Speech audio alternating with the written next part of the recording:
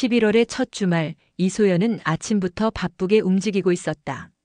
오늘은 대학 시절부터 20년 지기 절친인 김지영 부부가 집에 오는 날이었다. 지영은 임신 7개월로 배가 많이 나와 장거리 이동이 힘들어 하루 묵고 가기로 했다. 여보, 손님용 이불 꺼내놨어? 소연이 청소기를 돌리며 남편 박준호에게 물었다. 응, 2층 게스트룸에 다 준비해뒀어. 준호가 거실을 정리하며 대답했다. 하지만 그의 표정에는 미묘한 설렘이 스며 있었다. 오랜만에 지영을 본다는 기대감이었을까?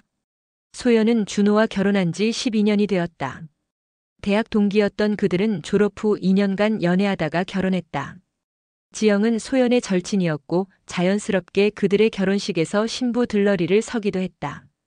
오후 3시 택시에서 내린 지영의 모습을 보며 소연은 깜짝 놀랐다. 7개월 된 배가 상당히 큰 편이었고 얼굴도 많이 부어 있었다.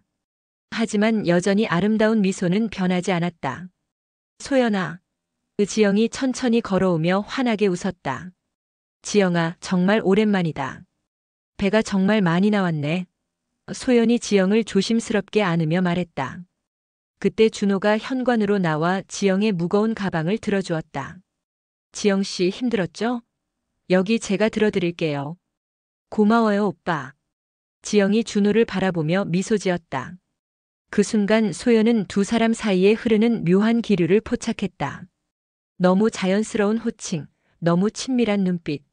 지영 씨 남편은 어디 계세요? 소연이 물었다. 회사 일이 급해서 못 왔어요. 대신 안부 전해달라고 하더라고요. 지영의 대답은 자연스러웠지만 소연은 뭔가 어색한 느낌을 받았다. 거실에서 차를 마시며 담소를 나누는 동안 소연은 준호의 행동을 유심히 관찰했다. 평소 손님들에게 보이는 예의와는 달리 지영에게는 유난히 세심하고 다정했다. 지영 씨, 물 더 필요하세요? 쿠션 더 받치드릴까요? 혹시 불편한 곳은 없으세요? 준호의 과도한 친절이 오히려 의심스러웠다. 더구나 지영도 그런 관심을 당연하게 받아들이는 것 같았다. 준호 오빠가 너무 잘해주네요. 우리 남편보다 더 챙겨주시는 것 같아요. 지영이 농담처럼 말했지만 소연의 가슴에는 작은 가시가 박혔다. 저녁 식사 준비를 위해 소연이 부엌에 갔을 때 거실에서 들려오는 두 사람의 대화가 귀에 들어왔다. 몸은 어때? 많이 힘들지? 준호의 목소리였다. 괜찮아요. 그런데 요즘 잠이 잘 안 와서. 지영의 대답. 임신 후기에는 다 그래. 무리하지 말고. 준호의 조언하는 톤이 마치 산부인과 의사 같았다. 소연은 이상했다. 준호가 언제부터 임신에 대해 그렇게 잘 알았을까? 그들 부부는 아직 아이가 없었는데. 저녁 식사는 화기애애하게 진행됐다. 지영이 좋아한다던 갈비찜을 정성스럽게 준비한 소연의 노력에 모두가 감탄했다. 역시 소연이 요리 솜씨가 최고야. 지영이 엄지를 치켜 세우며 말했다. 지영 씨가 좋아하시니까 보람이 있네요. 준호가 웃으며 지영의 접시에 고기를 더 올려주었다. 소연은 그 광경을 지켜보며 가슴 한구석이 답답해졌다. 12년 결혼 생활 동안 준호가 자신에게 그렇게 세심하게 챙겨준 적이 언제였을까? 소연아, 너 괜찮아? 얼굴이 좀 안 좋아 보이는데. 지영이 걱정스럽게 물었다. 아니야, 괜찮아. 그냥 좀 피곤해서. 소연이 억지로 미소를 지으며 대답했다. 밤이 깊어가자 지영은 게스트룸으로 소연과 준호는 주 침실로 향했다. 복도에서 지영과 준호가 잠깐 마주쳤을 때 소연은 두 사람이 나누는 시선을 놓치지 않았다. 좋은 꿈 꿔요, 지영 씨. 준호의 목소리에는 특별한 온기가 담겨 있었다. 네, 오빠도요. 지영의 대답 역시 친밀했다. 침실에서 준비를 하며 소연은 남편에게 물었다. 여보, 지영이랑 언제부터 그렇게 친했어? 뭐가? 준호가 티셔츠를 갈아입으며 반문했다. 오빠라고 부르고 너도 되게 친근하게 대하고. 아, 그냥. 내 친구니까 친하게 지내려고 노력하는 거지. 뭐 이상해? 준호의 대답은 자연스러웠지만 소연의 의심은 쉽게 가라앉지 않았다. 그날 밤 소연은 쉽게 잠들지 못했다. 침대에 누워 천장을 바라보며 하루 종일 느꼈던 이상한 감정들을 정리하려 했다. 질투인가 의심인가 아니면 단순한 피해의식인가? 옆에서 잠든 준호를 바라보며 소연은 12년 결혼 생활을 되돌아봤다. 언제부터인가 점점 멀어진 것 같은 느낌, 예전처럼 뜨겁지 않은 관계, 그리고 오늘 지영에게 보인 그 특별한 관심. 창밖으로 달빛이 스며들고 있었다. 소연은 모르고 있었지만 이날 밤은 그녀의 인생이 완전히 바뀌는 시작점이 될 것이었다. 새벽 2시 30분 소연은 방광의 압박감에 잠에서 깼다. 임신 경험은 없지만 임신 후기에는 자주 화장실에 가게 된다는 얘기를 들은 적이 있었다. 지영도 밤에 한두 번은 깰 것 같았다. 침대에서 조용히 일어나 슬리퍼를 신고 화장실로 향했다. 복도는 조용했고 게스트룸에서는 아무 소리도 들리지 않았다. 지영이 깊이 잠든 모양이었다. 화장실 문 앞에 도착했을 때 어디선가 희미한 소리가 들려왔다. 처음에는 바람 소리인가 했지만 귀를 기울이자 그것은 분명 사람의 숨소리였다. 그것도 가쁘고 낮은 뭔가 숨기려는 듯한 소리였다. 소연의 심장이 빨라지기 시작했다. 그 소리가 들려오는 방향은 자신의 침실이었다. 설마? 소연은 자신의 생각을 의심했다. 준호는 분명 침실에서 자고 있었는데 그럼 지영은 어디에? 발걸음을 죽이고 침실 쪽으로 조심스럽게 다가갔다. 문은 살짝 열려 있었고 그 틈 사이로 희미한 불빛이 새어나왔다. 침실 문 앞에 서서 숨을 죽이고 안을 들여다본 소연은 그 순간 온몸이 얼어붙었다. 침대 위에는 준호와 지영이 있었다. 지영의 큰 배가 달빛에 도드라져 보였고 준호는 그 배를 조심스럽게 어루만지고 있었다. 두 사람은 서로를 바라보며 속삭이고 있었다. 조심해야 해. 아이 때문에. 준호의 목소리가 나직하게 들려왔다. 알아요.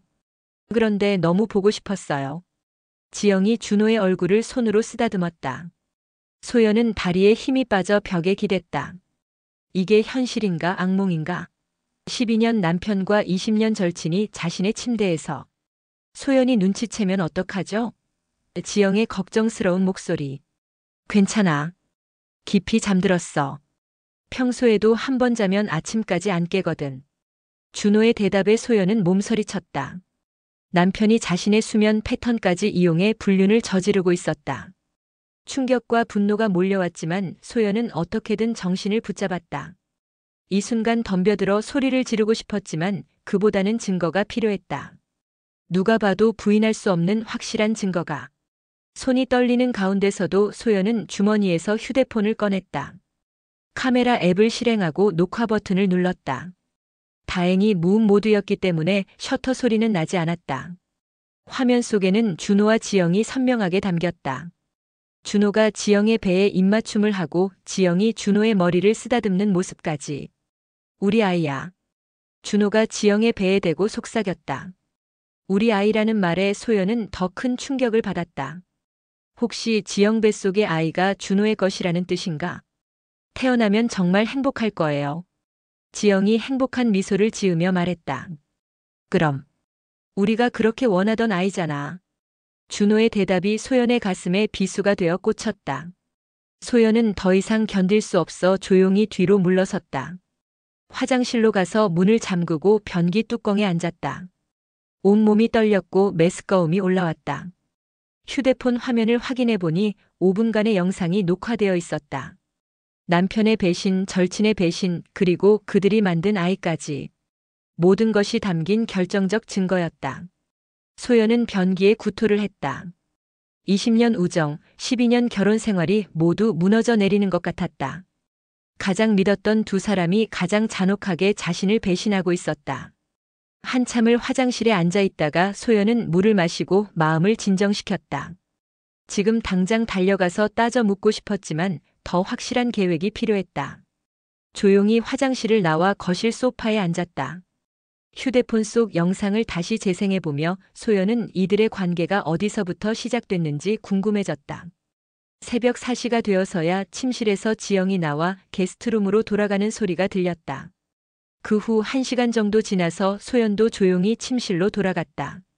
준호는 평온하게 잠들어 있었다. 마치 아무 일도 없었다는 듯이. 소연은 남편의 얼굴을 바라보며 12년간 함께 살았던 이 남자가 정말 자신이 아는 사람인지 의심했다. 그날 밤 소연은 더 이상 잠들 수 없었다. 뒤척이며 천장을 바라보며 앞으로 어떻게 해야 할지 생각했다. 당장 폭로할 것인가 아니면 더 확실한 증거를 모을 것인가. 동이틀 무렵 소연은 결심했다. 성급하게 행동하지 말고 이들의 관계를 완전히 파헤친 다음 한 번에 무너뜨리겠다고. 다음 날 아침 소연은 일부러 평소보다 일찍 일어나 아침 준비를 했다. 어젯밤 본 것이 악몽이었기를 바랐지만 휴대폰 속 영상이 냉혹한 현실을 증명하고 있었다. 좋은 아침이에요. 지영이 게스트룸에서 나오며 밝게 인사했다. 임신 부임에도 불구하고 얼굴에는 활기가 돌았다. 어젯밤 준호와의 시간 때문일까? 잘 잤어? 소연이 최대한 자연스럽게 물었다. 네, 정말 푹 잤어요. 역시 소연이 집이 편해요. 지영의 대답은 너무나 태연했다. 준호도 평소와 다름없이 아침 준비를 했다. 세수를 하고 머리를 빗으며 아무 일 없었다는 듯이 행동했다. 그 뻔뻔함이 소연을 더욱 분노하게 만들었다. 지영 씨, 아침 드실래요? 준호가 다정하게 물었다. 감사해요. 요즘 입맛이 없어서 걱정이었는데 여기 와서는 뭔가 먹고 싶어지네요. 지영이 웃으며 대답했다. 소연은 그들의 자연스러운 대화를 들으며 속이 뒤틀렸다. 얼마나 오랫동안 자신을 속여왔을까? 아침 식사 후 지영이 샤워를 하러 간 사이 소연은 게스트룸을 정리하러 갔다. 이불을 정리하던 중 지영의 가방이 열린 채로 놓여 있는 것을 발견했다. 순간적으로 양심과 호기심이 충돌했지만 어젯밤 본 장면을 생각하니 더 이상 도덕적 잣대로 자신을 억누를 필요가 없다고 느꼈다. 가방 안을 살펴보던 중 지갑 뒤편에 끼워진 오래된 사진 한 장을 발견했다. 사진을 꺼내본 순간 소연은 충격으로 손이 떨렸다. 사진 속에는 준호와 지영이 함께 있었다. 그것도 연인처럼 서로를 껴안고 있는 모습으로. 지영의 머리에는 꽃이 꽂혀 있었고 준호는 턱시도를 입고 있었다. 배경으로 보아 어떤 결혼식장에서 찍은 사진 같았다. 사진 뒷면을 확인해 보니 2013년 5월 25일이라고 적혀 있었다. 10년 전이었다. 그리고 그 날짜는 바로 소연과 준호의 결혼식 날이었다. 소연은 온몸에 소름이 돋았다. 자신의 결혼식 날 신랑과 들러리가 이런 사진을 찍었다는 것인가? 그렇다면 이들의 관계는 결혼 전부터 시작된 것이었다. 더 충격적인 것은 사진 속 두 사람의 표정이었다. 마치 진짜 결혼하는 신랑 신부처럼 행복해 보였다. 특히 지영의 얼굴에는 소연이 한 번도 본 적 없는 깊은 사랑의 표정이 담겨 있었다. 그럼 나는 뭐였을까? 소연은 절망감에 휩싸였다. 자신은 진짜 사랑하는 사람들 사이의 방해물이었던 것일까? 샤워 소리가 멈추는 것을 듣고 소연은 재빨리 사진을 원래 자리에 넣어두었다. 하지만 그 전에 휴대폰으로 사진을 찍어 증거로 남겨뒀다. 소연아, 혹시 수건 하나 더 있어? 지영이 화장실에서 소리쳤다. 응, 가져다 줄게. 소연이 대답하며 깨끗한 수건을 가져갔다. 문틈으로 수건을 건네주며 소연은 지영의 얼굴을 유심히 관찰했다. 10년 전 사진 속 그 사랑스러운 표정을 지금도 준호를 볼 때마다 짓고 있었을 것이다. 점심시간이 되자 지영은 남편이 데리러 온다며 짐을 챙겼다.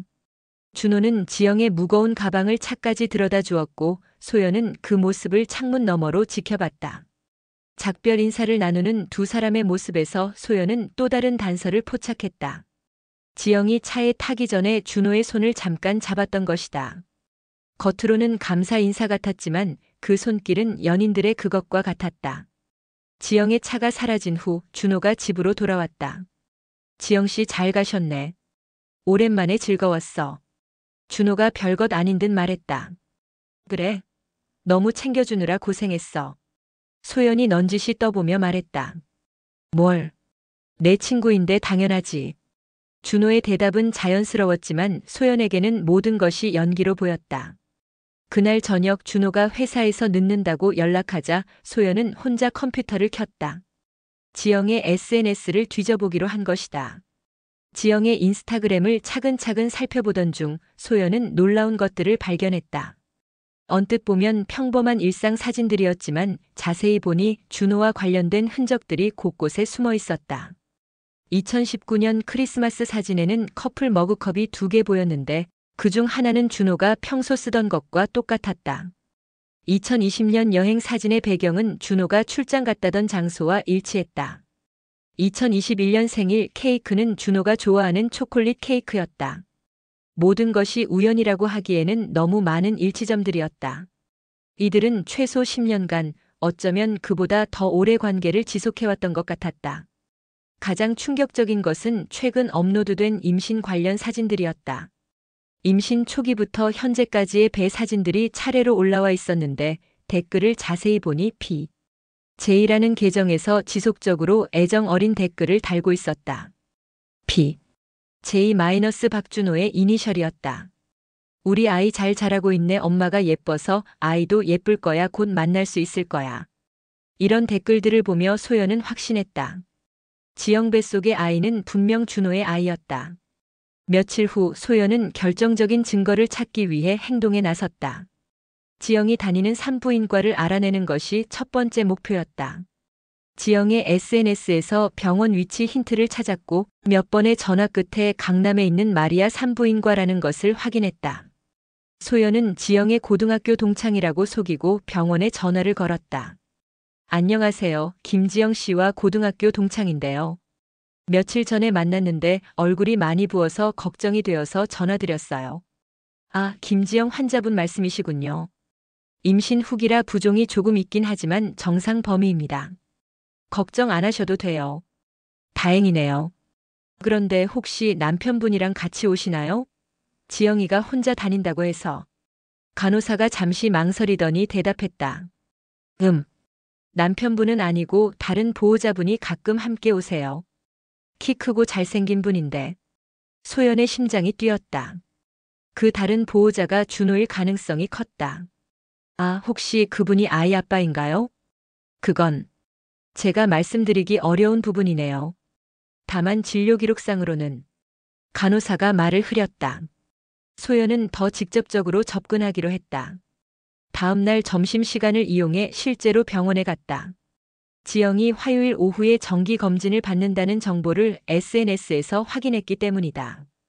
병원 로비에 앉아 기다리던 중 예상대로 지영과 준호가 함께 나타났다. 준호는 지영의 팔을 부축하며 세심하게 챙겼고 접수처에서는 마치 부부인 것처럼 자연스럽게 대화했다. 소연은 멀리서 그들을 지켜보며 모든 것을 휴대폰으로 녹화했다.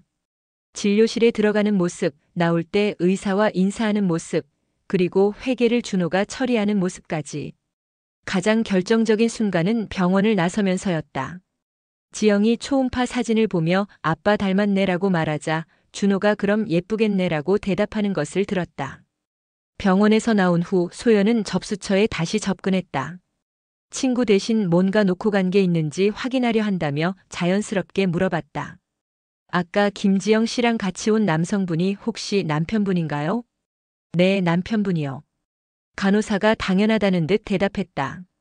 아, 그런데 제가 알기로는 지영이 남편은 다른 분인데. 간호사가 당황하며 컴퓨터를 확인했다. 이상하네요. 등록된 남편 이름이. 어라? 혹시 진료 기록 좀 보여주실 수 있나요? 뭔가 착오가 있는 것 같은데요. 간호사가 망설이다가 화면을 돌려서 보여줬다. 거기에는 충격적인 내용이 적혀 있었다. 환자명 김지영. 배우자 박준호. 비상연락처 박준호. 아버지 불명 박준호로 수정 2023.8. 15. 그리고 특이사항란에는 임신 확인일 2023년 4월 2일, 최종 관계일 2023년 3월 10일이라고 적혀 있었다. 소연은 그 날짜들을 머릿속으로 계산했다. 3월 10일. 그날은 준호가 출장을 간다고 했던 날이었다. 그런데 실제로는 지영과 함께 있었던 것이다. 더 놀라운 것은 병원 기록이 조작되었다는 것이었다. 처음에는 아버지 불명이었다가 나중에 준호의 이름으로 바뀐 것이다. 이는 지영과 준호가 의도적으로 병원 기록을 조작했다는 증거였다. 이상하네요. 분명히 처음에는 다른 이름이 적혀 있었는데. 간호사가 혼란스러워했다. 혹시 언제 수정된 건가요? 8월 15일이라고 나와 있네요. 특별한 이유 없이 수정 요청이 들어왔다고 되어 있어요. 8월 15일. 소연은 그날을 기억했다. 준호가 회사 워크숍이 있다며 1박 2일로 집을 비웠던 날이었다. 그때 지영과 함께 병원에 가서 기록을 조작한 것이었다. 병원을 나오며 소연은 모든 퍼즐이 맞춰지는 것을 느꼈다. 지영의 임신, 준호의 거짓 출장, 병원 기록 조작. 이 모든 것이 계획적이고 치밀하게 진행된 일이었다. 집으로 돌아와 소연은 준호의 스케줄을 다시 확인해 봤다. 지영의 임신 초기와 준호의 출장 일정을 대조해 보니 놀라운 일치점들이 발견됐다. 준호가 출장 간다고 했던 날들마다 지영의 SNS에는 좋은 하루, 행복한 시간 같은 의미심장한 포스팅이 올라와 있었다. 그리고 그런 날들이 지영의 배란 주기와 정확히 맞아떨어졌다. 이들은 아이를 갖기 위해 계획적으로 만남을 가졌고 임신이 확인되자 모든 흔적을 지우고 증거를 조작했던 것이다. 가장 잔혹한 것은 소연 앞에서 연기를 계속하고 있다는 것이었다. 마치 아무 일도 없었다는 듯이 자신을 속이며 평범한 일상을 유지하고 있었다. 그날 밤 준호가 늦게 들어왔을 때 소연은 모든 것을 알고 있다는 사실을 숨기며 평소처럼 맞이했다. 늦었네. 저녁 먹었어? 응, 회사에서 먹었어.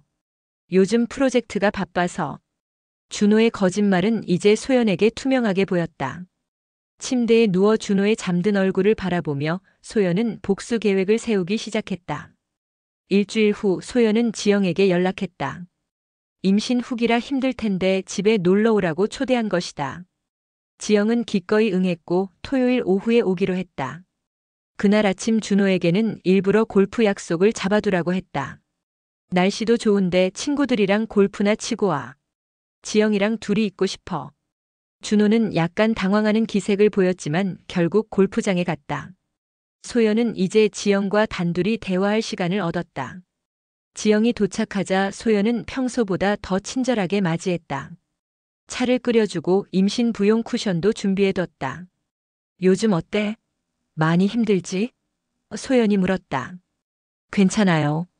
그런데 남편이 요즘 출장이 많아서 좀 외로워요. 지영의 대답에 소연은 속으로 비웃었다.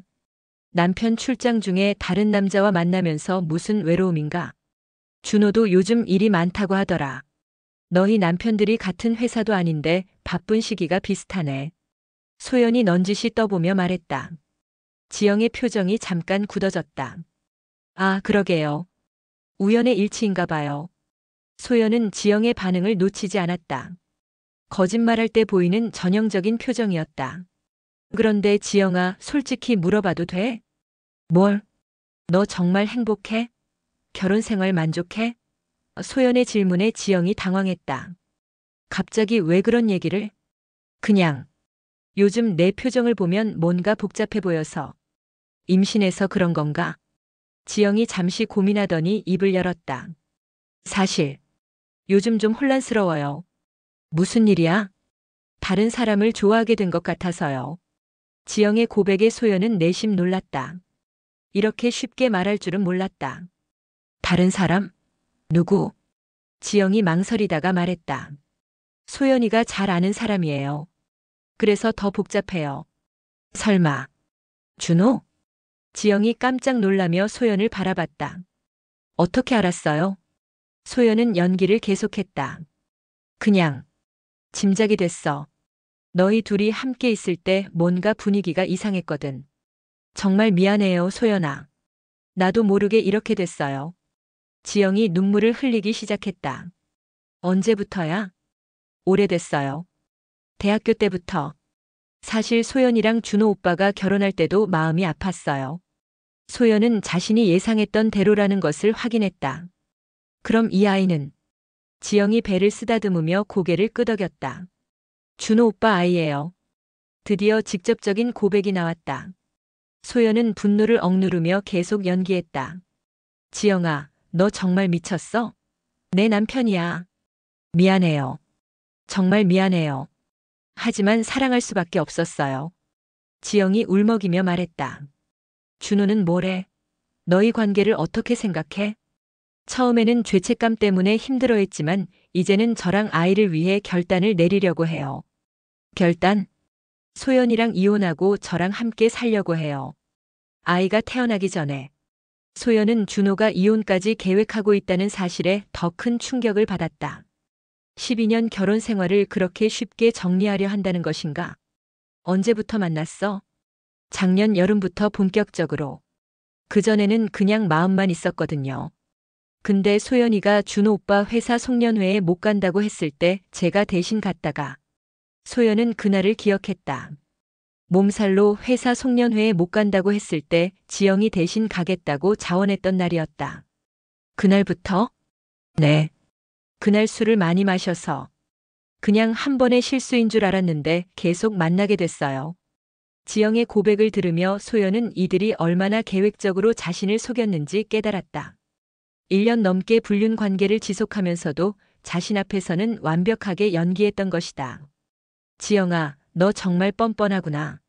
소연이 차가운 목소리로 말했다. 뭐?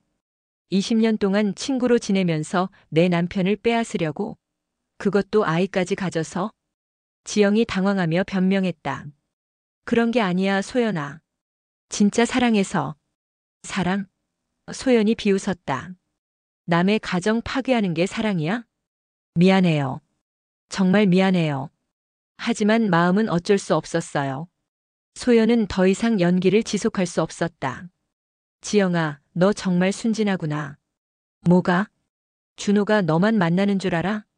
소연의 말에 지영의 얼굴이 하얗게 질렸다. 무슨 뜻이에요? 너 말고도 다른 여자들 있어. 회사 후배도 있고 대학 동기도 있고. 소연이 거짓말로 지영을 흔들었다. 그럴 리 없어요. 준호 오빠는 저만 사랑한다고 했어요. 그럼 나한테는 뭐라고 했을까? 12년 동안 나만 사랑한다고 했는데? 지영이 말문이 막혔다. 소연의 논리에 반박할 수 없었다. 지영아, 너는 그냥 이용당한 거야. 준호한테. 소연이 마지막 일격을 가했다. 그 순간 현관문이 열리는 소리가 들렸다. 준호가 돌아온 것이다. 다음 주 소연은 완벽한 계획을 세웠다. 준호와 지영의 모든 관계를 한 번에 무너뜨릴 결정적인 증거를 확보하기 위해서였다. 여보, 이번 주말에 부모님 뵈러 부산에 다녀올게. 소연이 거짓말을 했다. 갑자기? 무슨 일이야? 준호가 물었다. 어머니가 몸이 안 좋으시다고 하셔서 1박 2일로 다녀올 거야. 준호의 눈에 미묘한 기대감이 스쳤다. 소연이 집을 비우면 지영과 자유롭게 만날 수 있겠다는 생각인 것 같았다. 그래. 조심히 다녀와. 부모님께 안부 전해드려. 소연은 준호가 너무 쉽게 승낙하는 것을 보며 계획이 맞아떨어지고 있음을 확신했다. 목요일 소연은 전자상가에 가서 최신형 몰래카메라들을 구입했다. 초소형이면서도 고화질로 녹화 가능한 제품들이었다. 이거 배터리는 얼마나 지속돼요? 소연이 점원에게 물었다. 이 모델은 48시간 연속 녹화 가능하고 와이파이로 실시간 스마트폰 모니터링도 됩니다. 완벽하네요. 집에 돌아온 소연은 준호가 회사에 간 사이 곳곳에 카메라를 설치했다. 침실의 옷장 위, 거실의 책장 뒤, 부엌의 전자레인지 위까지. 모든 주요 공간을 커버할 수 있도록 배치했다. 스마트폰 앱을 설치하고 테스트해보니 모든 카메라가 선명하게 작동했다. 이제 어디서든 집안의 상황을 실시간으로 확인할 수 있었다. 금요일 오후 소연은 큰 소리로 집을 나섰다. 다녀올게. 일요일 저녁에 들어올 거야. 조심히 다녀와. 준호가 배웅했지만 그의 얼굴에는 이미 다른 계획이 서 있는 것 같았다. 실제로는 근처 찜질방에 투숙한 소연은 스마트폰으로 집안을 감시하기 시작했다. 준호는 소연이 떠난 지 30분도 안 되어 누군가에게 전화를 걸었다. 거실 카메라를 통해 들리는 준호의 목소리. 소연이 부산에 갔어. 일요일까지 안 들어와. 응, 오늘 밤 올 수 있어? 1시간 후 택시 한 대가 집 앞에 섰다. 지영이 내렸다. 임신 8개월이 된 배를 안고 조심스럽게 걸어오는 모습이 카메라에 포착됐다. 준호가 문을 열어주며 지영을 맞이했다. 힘들었지? 어서 들어와. 괜찮아요. 오빠 얼굴 보니까 피로가 다 풀려요. 지영이 준호의 팔에 안기며 말했다. 소연은 찜질방 휴게실에서 이 장면을 보며 분노를 억눌렀다. 자신이 없다고 생각하는 순간 이들은 이렇게 자연스럽게 연인 행세를 하고 있었다. 거실에서 두 사람은 소파에 앉아 대화를 나눴다. 소연이 언제까지 없어? 지영이 물었다. 일요일 저녁. 충분히 시간 있어. 준호가 지영의 손을 잡으며 대답했다. 이렇게 자유롭게 있을 수 있어서 좋아요. 항상 눈치 보느라 힘들었거든요. 곧 다 해결될 거야. 아이가 태어나면 모든 걸 정리할게. 정말요? 소연이랑 이혼할 거예요? 그래야지. 우리 아이 아빠로서 책임져야지. 준호의 말에 소연은 핸드폰을 던지고 싶었다. 저녁 시간이 되자 준호는 지영을 위해 직접 요리를 했다. 소연에게는 한 번도 해주지 않았던 일이었다. 스파게티를 만들어주고 와인 대신 임산 부용 음료를 준비하는 세심함까지 보였다. 맛있어요. 오빠가 요리하는 걸 처음 봐요. 지영이 행복하게 웃었다. 너랑 아이를 위해서라면 뭐든 할 수 있어. 준호의 달콤한 말에 소연은 구역질이 날 것 같았다. 밤 10시가 지나자 두 사람은 침실로 향했다. 소연이 가장 기다렸던 순간이었다. 침실 카메라가 포착한 장면은 소연의 예상을 뛰어넘는 수준이었다. 임신 8개월임에도 불구하고 두 사람은 서로를 애타게 원하고 있었다. 아이 때문에 조심해야 해. 준호가 지영의 배를 쓰다듬으며 말했다. 괜찮아요. 의사 선생님이 문제 없다고 하셨어요. 지영이 준호의 목에 팔을 두르며 대답했다. 우리 딸 어떨까? 엄마 닮아서 예쁠 거야. 아빠도 잘생겼으니까 완벽할 거예요. 지영이 행복한 미소를 지었다. 소연은 그들의 대화를 들으며 모든 것을 녹화했다. 이것만으로도 충분한 증거였지만 더 결정적인 장면들이 계속 이어졌다. 새벽 2시경 지영이 갑자기 배를 움켜쥐며 아파했다. 괜찮아? 병원에 가야 하나? 준호가 당황하며 물었다. 아니요, 괜찮아요. 그냥 아이가 발차기를 세게 해서. 지영이 웃으며 준호의 손을 자신의 배에 올려놓았다. 정말 힘세게 찬다. 우리 딸 운동선수 할까봐. 준호가 배에 얼굴을 대고 속삭였다. 아빠야, 엄마 괴롭히지 마. 그 장면을 보며 소연은 최종 결심을 했다. 이제 더 이상 참을 필요가 없었다.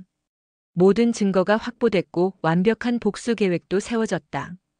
다음 날 토요일 저녁까지 두 사람은 마치 신혼부부처럼 집에서 시간을 보냈다. 함께 영화를 보고 아이 이름을 짓고 미래 계획을 세우는 모습까지 모든 것이 녹화됐다.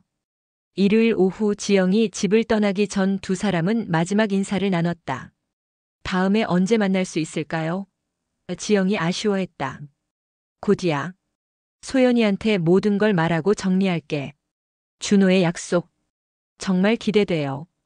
우리 가족이 함께 살 수 있는 날이. 소연은 그들의 마지막 대화까지 모두 녹화한 후 집으로 돌아갈 준비를 했다. 이제 최후의 순간만 남았다. 일주일 후 토요일 저녁 소연은 특별한 만찬을 준비했다.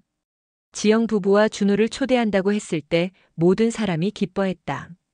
특히 준호와 지영은 서로 만날 수 있다는 기대감에 들떠 있었다. 오늘은 정말 특별한 날이 될 거야. 소연이 주방에서 음식을 준비하며 혼자 중얼거렸다. 저녁 6시 지영 부부가 도착했다. 지영의 남편 최민수는 40대 초반의 성실해 보이는 직장인이었다. 그는 아내의 임신을 누구보다 기뻐하며 극진히 챙기고 있었다. 소연아, 고마워. 지영이가 요즘 집에만 있어서 답답해했는데. 민수가 인사하며 말했다. 당연하죠. 우리가 얼마나 오랜 친구인데요.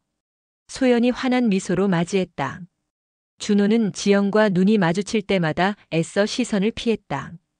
하지만 소연은 그들 사이에 흐르는 미묘한 긴장감을 놓치지 않았다. 식탁에 앉은 5사람. 겉으로는 평화로운 저녁 식사였지만 소연만이 이것이 마지막 만찬임을 알고 있었다. 지영아, 요즘 몸은 어때? 출산 준비는 다 했어? 소연이 물었다. 네, 이제 거의 다 준비됐어요. 병원도 예약했고 아이용품도 다 샀고요. 지영이 행복한 미소로 대답했다. 남편이 많이 도와주죠?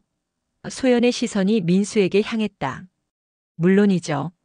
제가 할 수 있는 건 다 하려고 해요. 우리 아이인데요.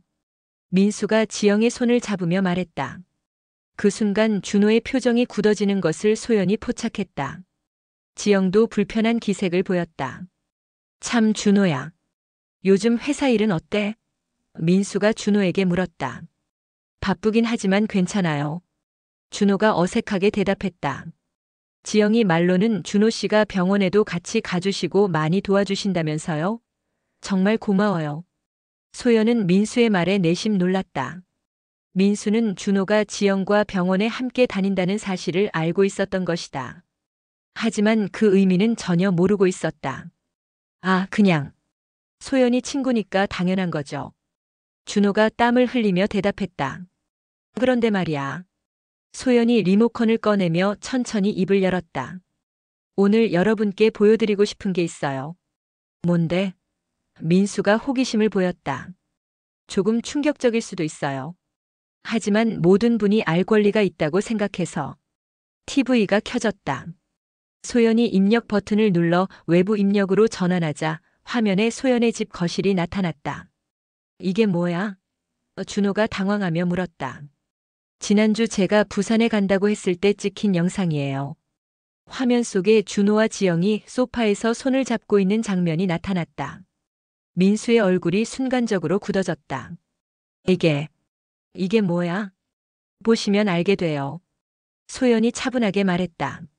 화면에서 준호의 목소리가 흘러나왔다.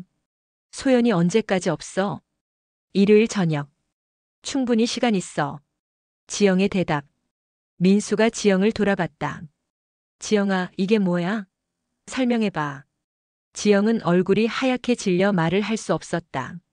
준호도 마찬가지로 얼어붙어 있었다. 영상은 계속 이어졌다. 두 사람이 애정 행각을 벌이는 장면, 아이에 대해 이야기하는 장면까지 적나라하게 보여줬다. 우리 딸 어떨까?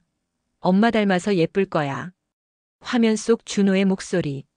아빠도 잘생겼으니까 완벽할 거예요. 지영의 대답. 민수가 테이블을 쳤다. 지영아, 이게 뭐야? 설명해. 여보, 미안해. 지영이 울음을 터뜨렸다. 미안하다고? 미안하다고. 민수의 목소리가 떨렸다.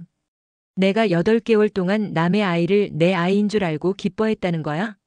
소연이 리모컨으로 영상을 멈추고 말했다. 아직 더 있어요. 병원에서 기록을 조작한 것도, 제 남편과 1년 넘게 불륜을 저지른 것도. 준호가 벌떡 일어나며 소연에게 달려왔다. 소연아, 이건. 앉아요. 소연의 목소리가 얼음처럼 차가웠다. 끝까지 보세요. 영상이 다시 재생됐다. 이번에는 병원에서 찍힌 영상이었다. 준호와 지영이 부부인 것처럼 행동하는 모습, 의사와 상담하는 모습이 적나라하게 드러났다. 1년 넘게 나를 속였어.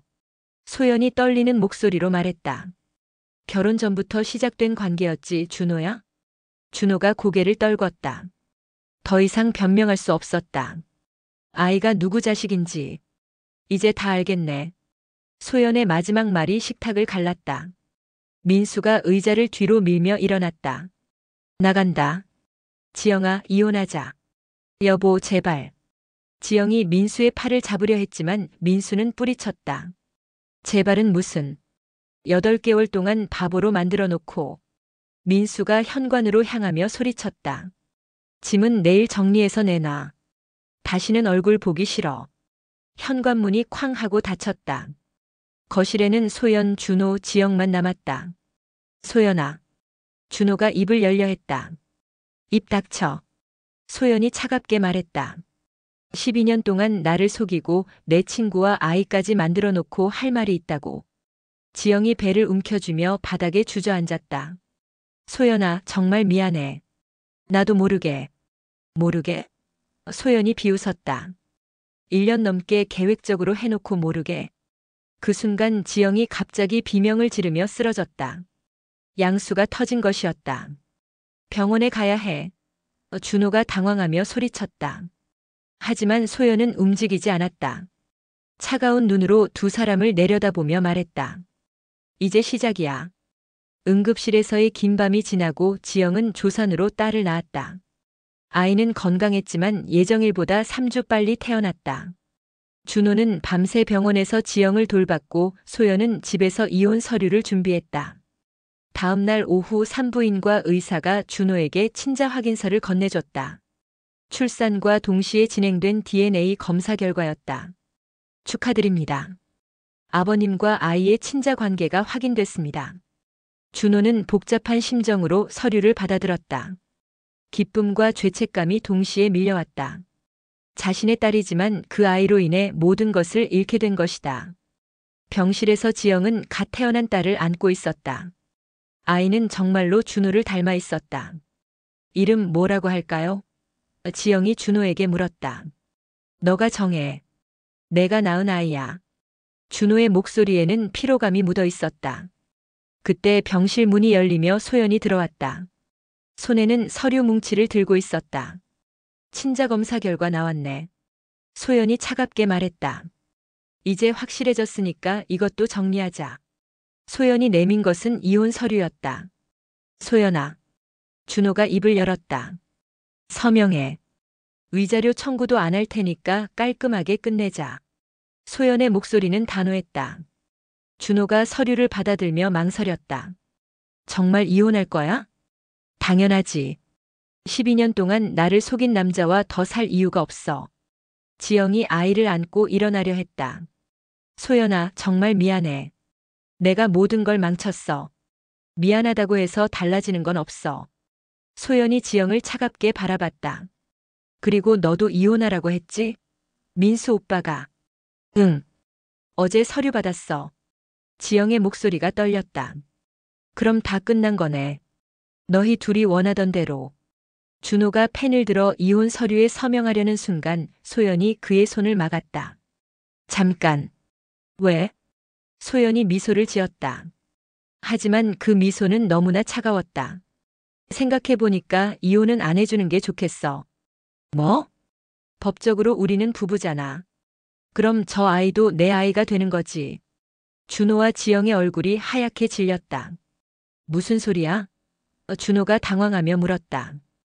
혼인 중 출생한 자녀는 부부의 자녀로 추정된다고 민법에 나와 있어. 내가 지영이랑 결혼한 게 아니니까 저 아이는 법적으로 내 아이야. 소연의 말에 지영이 아이를 더 꽉 안았다. 그럴 수는 없어. 왜 없어? 법이 그렇게 되어 있는데. 소연이 냉소적으로 웃었다. 준호와 이혼하지 않는 한 저 아이 양육권은 내가 가질 수 있어. 소연아, 제발. 준호가 애원했다. 제발? 1년 넘게 나를 속이면서 제발은 무슨. 소연의 눈에 차가운 분노가 서렸다. 그럼 어떻게 하자는 거야? 소연이 의자에 앉으며 말했다. 간단해. 평생 내 말을 들어. 그럼 이혼도 해주고 아이도 포기해줄게. 무슨 말을? 먼저 지영이랑 연락 금지. 아이 보는 것도 내 허락하에서만. 지영이 절망적인 표정으로 소연을 바라봤다. 그럼 저는 어떻게 돼요? 내가 알아서 해. 민수 오빠한테 빌어서 다시 받아달라고 하든지 아니면 혼자 키우든지. 혼자 어떻게 키워요? 직장도 없는데. 그것도 내 문제야. 소연이 차갑게 대답했다. 준호가 주먹을 쥐었다. 너무하는 거 아니야? 너무해? 누가 먼저 너무했는데? 소연이 일어서며 말했다. 12년 동안 나를 바보로 만든 너희가 너무한 거지. 그럼 정확히 뭘 어떻게 하라는 거야? 소연이 준호의 귀에 속삭였다. 평생 내 노예로 살아. 집안일, 생활비 모든 걸 내가 책임져. 그리고 절대로 다른 여자 만나지 마. 나한테 걸리면 즉시 아이 빼앗을 거야. 그럼 이혼은 언제 해주는데? 글쎄, 내 기분에 따라서. 소연이 악마 같은 미소를 지었다. 어쩌면 평생 안 해줄 수도 있어. 준호는 절망에 빠졌다. 자유를 원했지만 오히려 더 큰 감옥에 갇힌 격이었다. 지영이 아이를 안고 울음을 터뜨렸다. 소연아, 제발. 아이는 죄가 없어. 아이는 내가 잘 키울게. 법적으로 내 아이니까. 소연이 지영에게서 아이를 빼앗으려 했다. 안 돼. 지영이 아이를 꽉 안으며 저항했다. 그 순간 간호사들이 들어와 소동을 말렸다. 환자분, 조용히 해주세요. 다른 환자들이 놀라요. 소연이 간호사에게 말했다. 저 아이 친권자 확인해 주세요. 저 여자랑 제 남편 사이에서 태어난 아이인데 법적으로는 제 아이예요. 간호사가 당황하며 의사를 불렀고 복잡한 상황이 벌어졌다. 결국 법적 문제로 인해 아이는 임시로 소연의 보호하에 놓이게 됐다. 지영은 산후조리원에서도 쫓겨나 갈 곳이 없어졌다. 한 달 후 준호는 소연의 완전한 통제 하에 살고 있었다.